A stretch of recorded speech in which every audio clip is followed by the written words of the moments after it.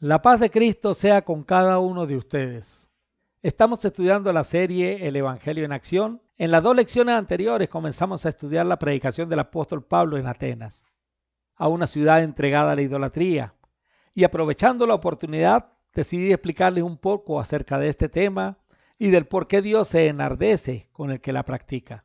Quiero que por un momento analice su situación, piense y reflexione. ¿Estaré cayendo en el pecado de la idolatría? No deje que nadie responda por usted, porque esa es una situación personal. Escriba su respuesta y téngala presente, porque al final de esta lección se lo volveré a preguntar.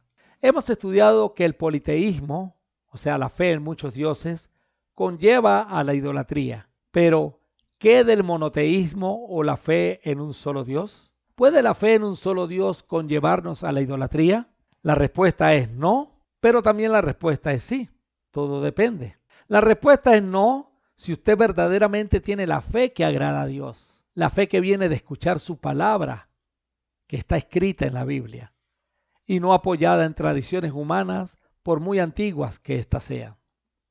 Y la respuesta podría ser sí, si su fe está cimentada en tradiciones de hombres que enmascaran el pecado de la idolatría, convirtiendo la palabra que significa, en este caso, adoración de ídolos o íconos religiosos, por respeto o veneración a hombres y mujeres de Dios, o incluso a Dios a través de esas imágenes. Estamos estudiando un caso típico de idolatría, la adoración al becerro de oro. Muchos utilizan este caso aún para justificar que lo que ellos hacen no es idolatría, y otros para confirmar que lo que estas personas hacen sí es idolatría. Dios, en los primeros 2 mandamientos del Decálogo bíblico, mandó al pueblo hebreo a no tener dioses ajenos, o sea, a no practicar el politeísmo y a no hacerse imágenes de nada. Y una de las cosas que años más tarde les dijo fue: ustedes no vieron figura alguna cuando les hablé desde el fuego, así que no tienen por qué hacerse ningún tipo de imagen. Hoy día, para justificar ese tipo de práctica, se alega que al no tener dioses ajenos, al no ser politeísta, no se puede caer en la práctica de la idolatría religiosa, tal y como Dios lo está prohibiendo en los 2 primeros mandamientos del Decálogo bíblico, que por cierto, no son los 2 primeros mandamientos de los 10 que se nos enseñan desde niños. Mes y medio más tarde de haberles dado estos mandamientos, el pueblo hebreo decide violarlos de manera voluntaria.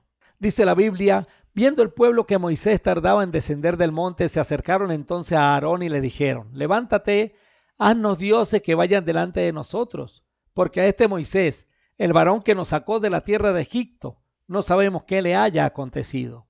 Y Aarón les dijo: apartad los zarcillos de oro que están en las orejas de vuestras mujeres, de vuestros hijos y de vuestras hijas, y traédmelos. Entonces todo el pueblo apartó los zarcillos de oro que tenían en sus orejas, y los trajeron a Aarón. Y él los tomó de las manos de ellos, y les dio forma con buril, e hizo de ellos un becerro de fundición. Entonces dijeron: Israel, estos son tus dioses que te sacaron de la tierra de Egipto. Éxodo 32, 1 al 4. Aarón sabía que estaba obrando mal. No lo estaba haciendo bajo ignorancia, como tampoco muchos de los líderes religiosos lo hacen hoy día. Pero estaba bajo presión de un pueblo que no quería hacer a un lado lo que venía practicando. La fe egipcia era politeísta. La fe de muchos hebreos era politeísta. Dios quería instaurar una fe monoteísta. ¿Qué hacer?, se preguntaría Aarón. Quiero quedar bien en ambas situaciones. Quiero quedar bien con el pueblo, darle al pueblo lo que pide, pero también quiero quedar bien con Dios. Y sucedió lo que a mi entender es el comienzo de la idolatría en una fe monoteísta. Y viendo esto, Aarón edificó un altar delante del becerro y pregonó a Aarón y dijo: mañana será fiesta para Jehová. Éxodo 32, 5. ¿Se fijan, mis queridos hermanos y amigos? El hombre diseña un becerro, lo presenta ante el pueblo, quien en su mente había proclamado: Israel, estos son tus dioses que te sacaron de la tierra de Egipto. Pero Aarón hace una salvedad: mañana será fiesta para Jehová. Y dicho y hecho, al día siguiente madrugaron y ofrecieron holocaustos y presentaron ofrenda de paz, y se sentó el pueblo a comer y a beber, y se levantó a regocijarse. Éxodo 32, 6. Ofrecieron holocaustos, ofrecieron sacrificios, presentaron ofrenda de paz, adoraron al becerro, pero según Aarón, con la mente puesta en Dios, pues la fiesta era para Jehová.